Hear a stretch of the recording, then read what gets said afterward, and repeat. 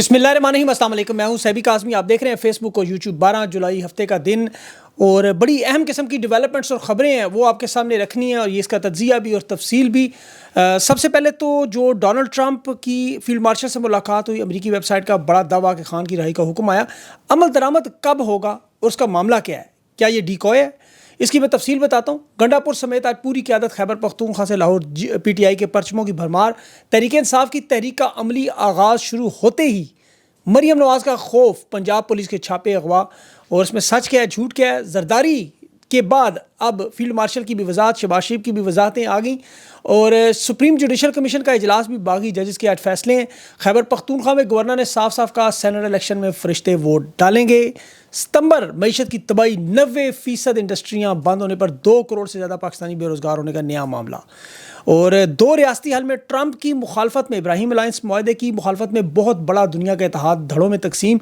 Israel मुखालफत हमायत का बड़ी गेम शुरू। हामी कौन, मुखालिफ कौन, पाकिस्तान के मामलात पे इसके असरात क्या हैं, खान की रिहाई से बराह रास्त जुड़ा हुआ मामला।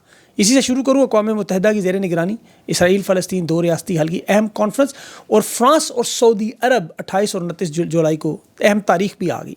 अक़वाम मुत्तहिदा के हेड क्वार्टर में एक कॉन्फ्रेंस है, ये जून में होनी थी लेकिन उस वक्त ईरान इसराइल की जंग शुरू होगी। 13 जून को आपको याद होगा ओमान में मुज़ाकरात थे, ईरान को बुलाना था।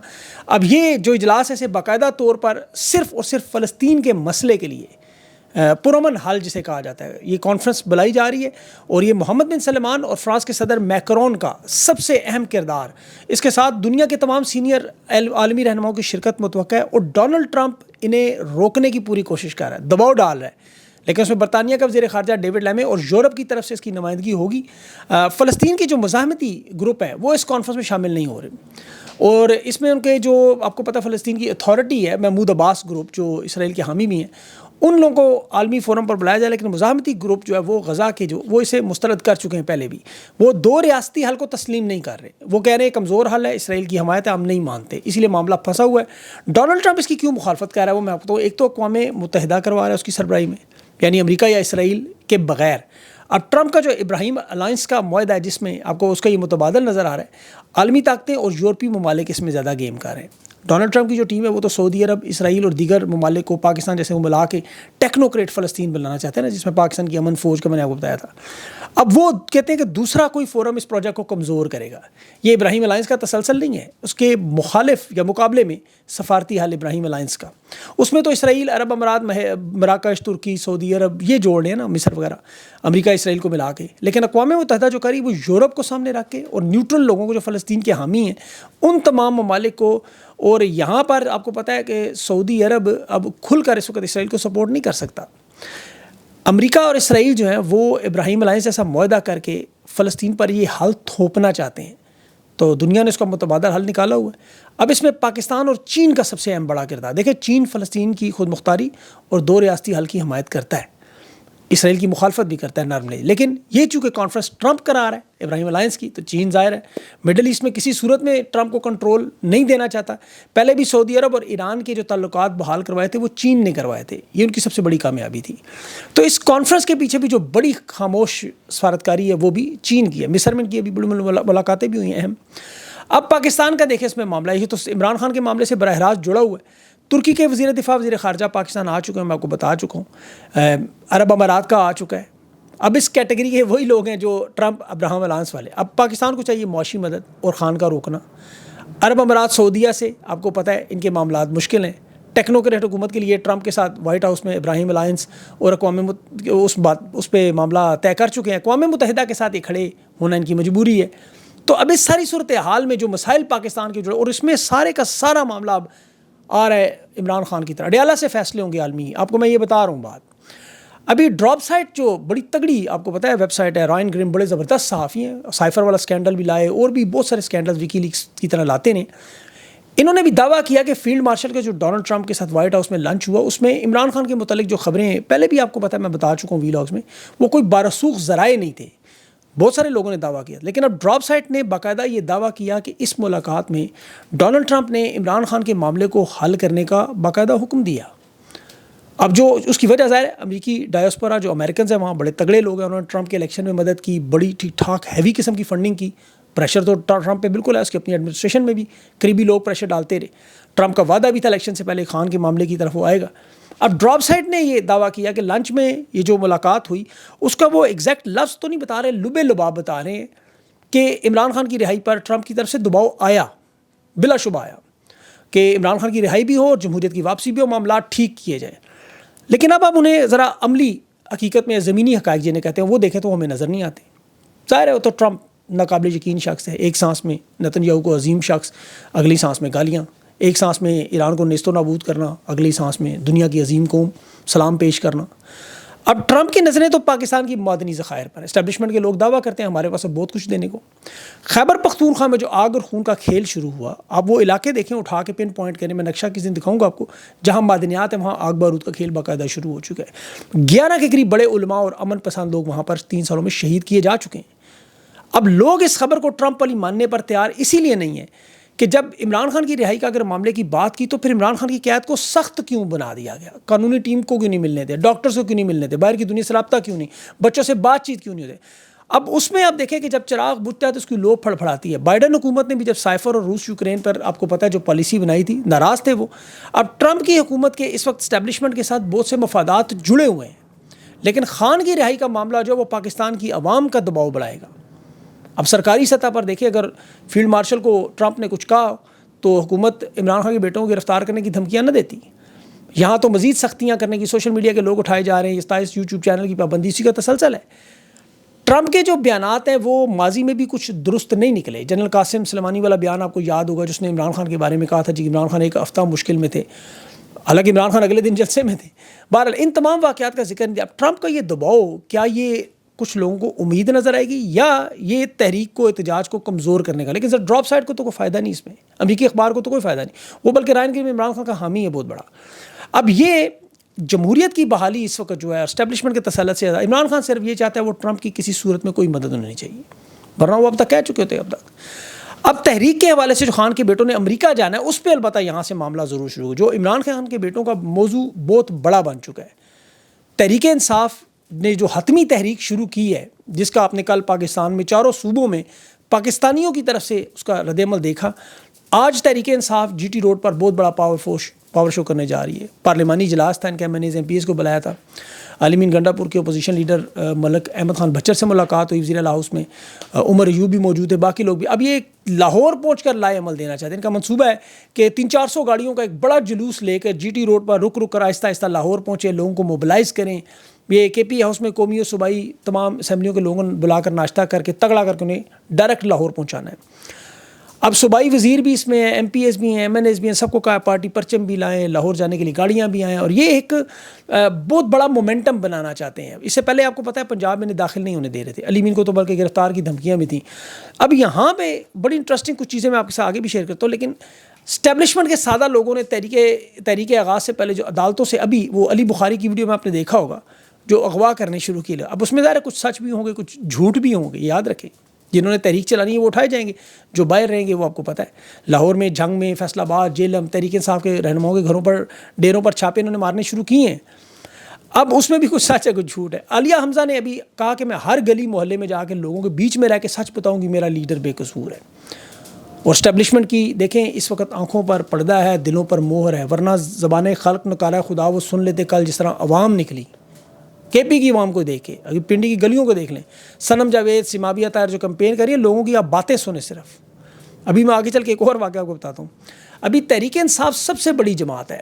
اگر یہ رہنمان نیک نیتی سے تحریک چلائے, انہوں نے کوئی دو نمبری نہ کی, واردات نہ کی, تو خان کے بیٹوں کی اگر شمولیت ہوتی ہے تو معاملہ حل. لیکن ابھی جو کور کمیٹی کے اجلاس میں 82 میں سے 41 لوگ صرف شریک ہوئے, 41 لوگ. جو رپورٹ پیش ہوئی کہ خان کا یہ ٹویٹر اکاؤنٹ جو اسٹیبلشمنٹ کا سب سے بڑا مسئلہ تھا, کیونکہ خواہش تھی یہاں واپس لائیں, ان کے لوگوں کو اٹھاتے رہے, بند کرتے رہے, نہیں ہو سکا. اس اجلاس میں 82 میں سے 29 لوگ ایسے تھے جو خان کی ٹویٹ کا وزن اٹھا رہے تھے. اندازہ کریں تحریک میں جو ووٹ تھی کہ تحریک چلانی چاہیے, 10 لوگوں نے کھل کے بات کی. عالیہ حمزہ 6 منٹ بولتی رہیں, باقی لوگ اس کی تحریک کے حق میں بھی نہیں تھے. اب ان لوگوں کو خدا کے واسطے سائڈ پہ ہو جانا چاہیے. یقین کریں سلمان اکرم راجہ صاحب بھی لا کی بات کرتے ہیں, قانون کی, لیکن عمران خان کی رہائی پہ انہوں نے بات نہیں کی. ابھی بہت سارے آپ کو رہنما بیمار ہوں گے, کچھ گرفتاریاں ہوں گی, کوئی تحریک سے جان چھوڑائیں گے. اچھا اس بات پہ آپ نے پاکستانی عوام نے گھبرانا نہیں ہے, بہت بڑی جماعت ہے یہ, باکردار لوگ تو یقین کریں اگر ایک دن اکٹھے ہو اتنی بڑی جماعت خان کی رہائی 2 دن میں کروا لیں، لیکن ایسا نہیں کروا سکے. لیکن جو ان کے ساتھ سیاسی جماعتوں میں ہو رہا ہے وہ مذہبی تاریخ میں سب کے ساتھ ہوا ہے. خان کے ساتھ صرف وہ کھڑا ہوگا باخدا جو دل و جان سے اس کے نظریے کو سمجھتا ہے، جن کی مجبوریاں نہیں ہیں، ویڈیوز نہیں ہیں، فائلیں نہیں ہیں، جو بزدل نہیں ہیں، ڈرپوک نہیں ہیں، جو واقعی حلالی ہیں. یہ ورنہ باقی سائڈ پہ ہو جائیں، جنہیں تحریک نہیں چلانی وہ نہ چلائیں. اس میں عمران خان کے بیٹوں کی شرکت کا معاملہ دیکھیں، ان کا تو اگر ایک قدم پاکستان پڑا آپ دیکھیں گے ہوگا کیا.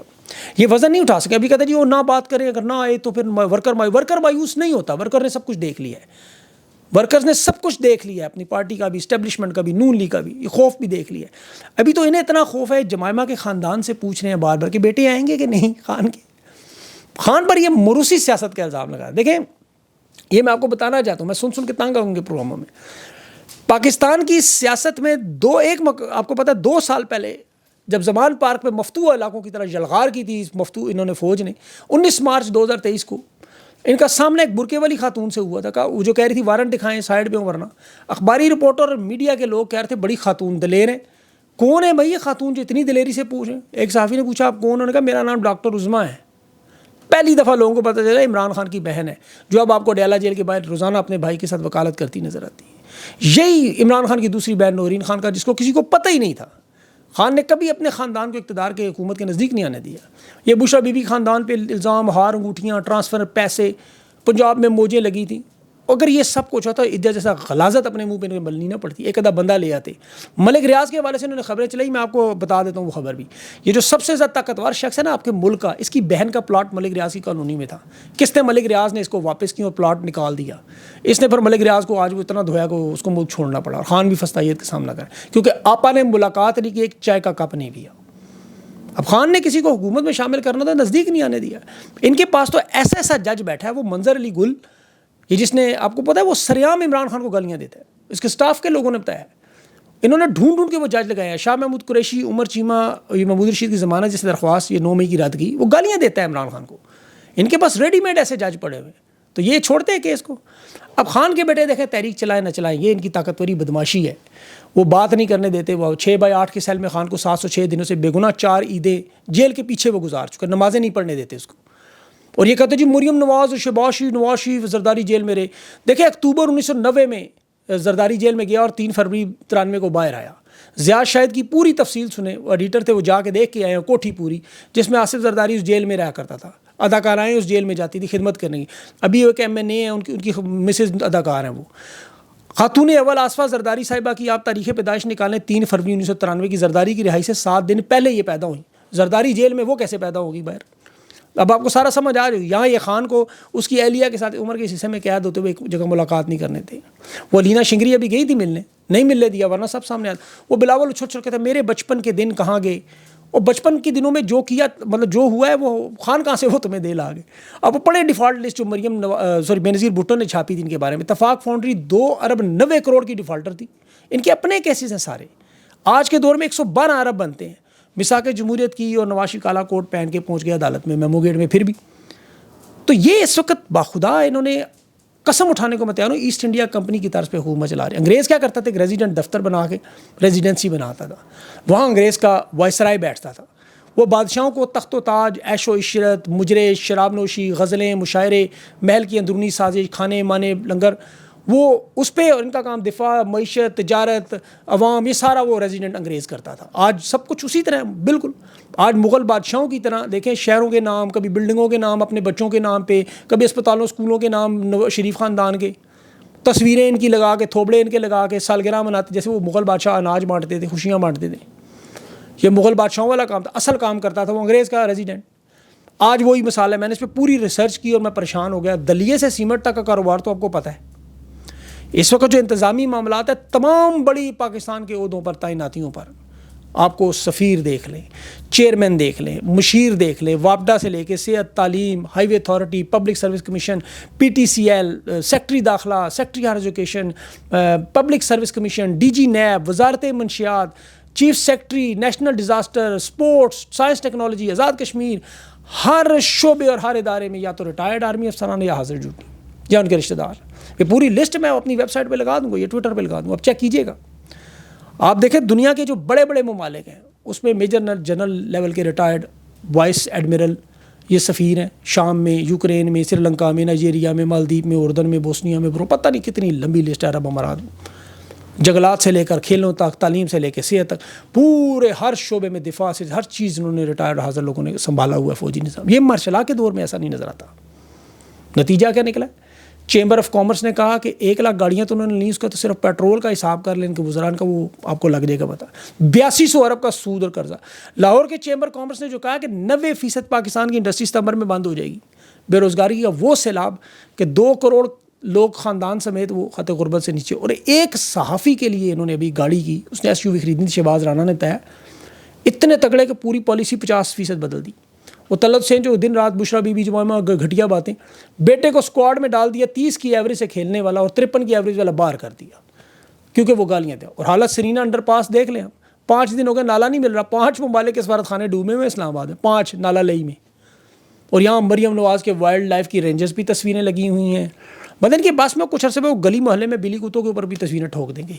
مغل بادشاہ جس طرح کرتے تھے نا، بڑے بڑے منصوبوں پر اپنے بچوں کے نام ہر جگہ پہ تھوبڑا. اور امن و امان میں 11 علماء صرف ابھی خیبر پختونخوا میں شہید ہو چکے ہیں امن والے. لاہور میں کل آپ نے ایک موٹر سائیکل والے بزرگ کی ویڈیو تو دیکھ لی ہوگی، بڑی وائرل ہوگی. سیلاب میں گزرتے اس نے کیا کہا. اب وہ بندہ پتہ نہیں بیچارہ کے سال میں چاچا ہوگا. باتیں اس نے جو کی ہیں وہ قوم کی آواز ہے، اس کو سمجھنے کی کوشش کریں. بہرحال اس پہ اگلے بہت سارے ویلاگ میں بہت ساری چیزیں رہ گئی ہیں کیونکہ ویڈیو لمبی ہو جاتی ہے، ابھی بھی ہو گئی ہے. اس میں انشاءاللہ کوشش کروں کور کروں، نہیں تو تیسرا بنانا پڑا وہ بھی. اور پھر میں انگلش چینل بھی شروع کرنے جا رہا ہوں، اس پہ بھی میں کام کر رہا ہوں. اپنا خیال رکھیں، مجھے اجازت دیں. اللہ حافظ.